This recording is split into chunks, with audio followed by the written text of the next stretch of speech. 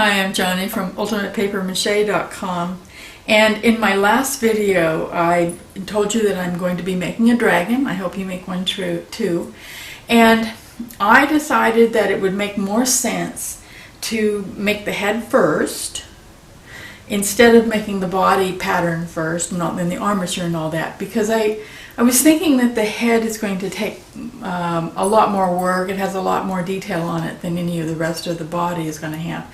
And I didn't want to make a head and then find out that it was too big or too small for the body I'd made already.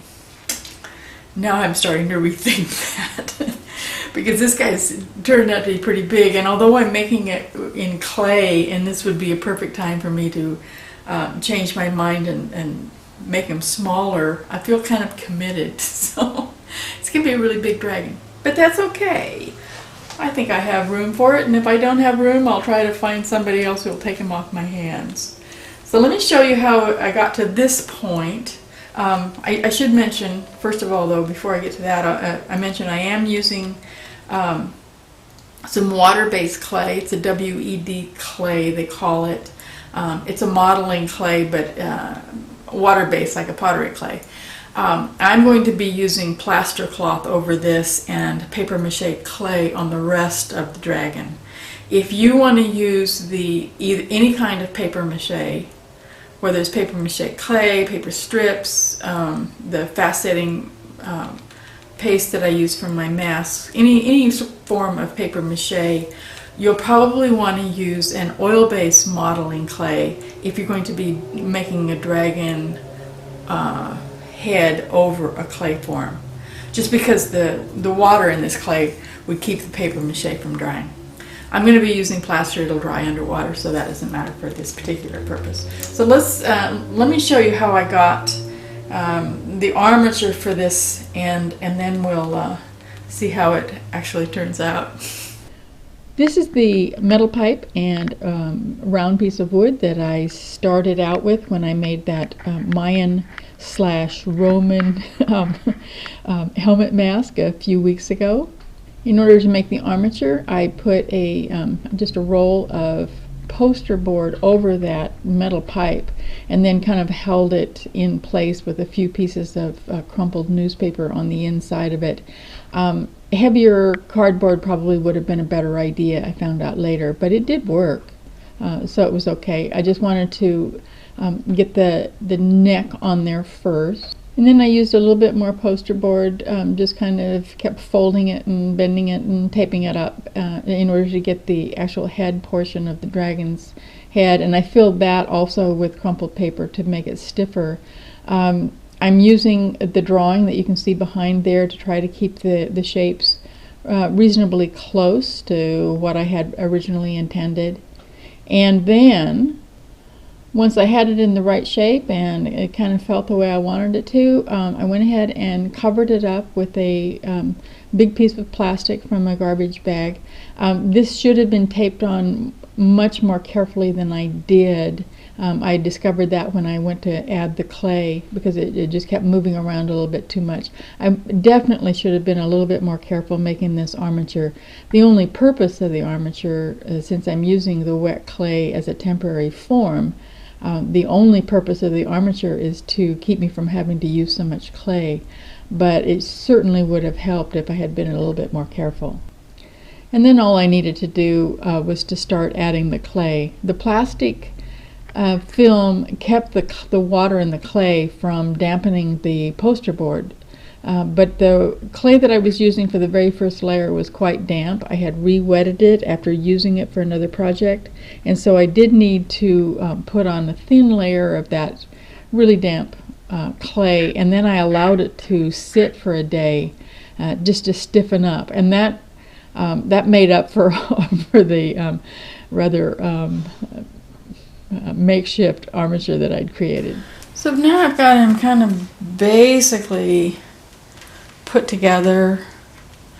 Got kind of a heavy brow ridge here, trying to mimic the raptor's eyes without getting too scary looking. Borrowed a nose from a horse.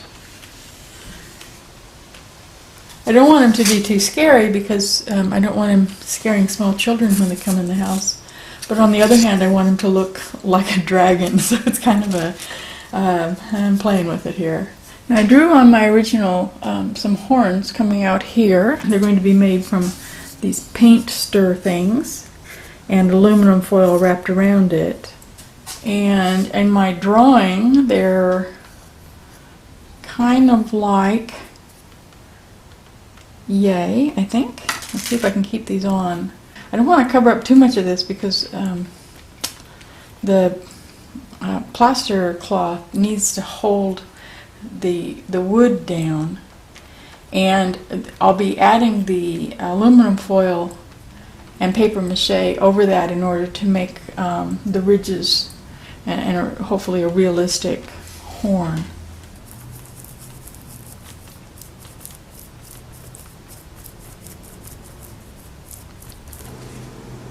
Okay, now it's time to add his ears. I almost forgot and didn't give him any ears because I didn't put them in drawing, and fortunately I remembered at the last minute because he didn't have to have ears. Maybe dragons don't have ears, I don't know, but it seemed like the thing to do. Using this crazy neon poster board again. Do you ever find things in your house that would be really helpful for a project, but you have absolutely no idea why you originally bought it or what you could ever have been thinking? That's what I'm thinking about this poster board. Can't imagine ever needing anything like this. I don't know if I'll be covering the ears and spines with plaster cloth or not. I might wait. Just get them attached with the plaster cloth and then cover them with the papier-mâché clay. Now I will need to cover a lot of this. Even if the plaster cloth comes out really smooth, I'll still need to cover a lot of it with the papier-mâché clay anyway, because I want to add some scales. You can't do that with the plaster cloth, but the papier-mâché clay would be easy to do with that. And I think at that point I'll also be able to cover his ears and the spines down his back. I hope if you're doing a dragon too that this has given you enough to get you excited about it, and maybe you'll get started right away. I did start with a drawing, and it really helps. Like I said before, if you're going to be using plaster cloth, this wet clay works just fine.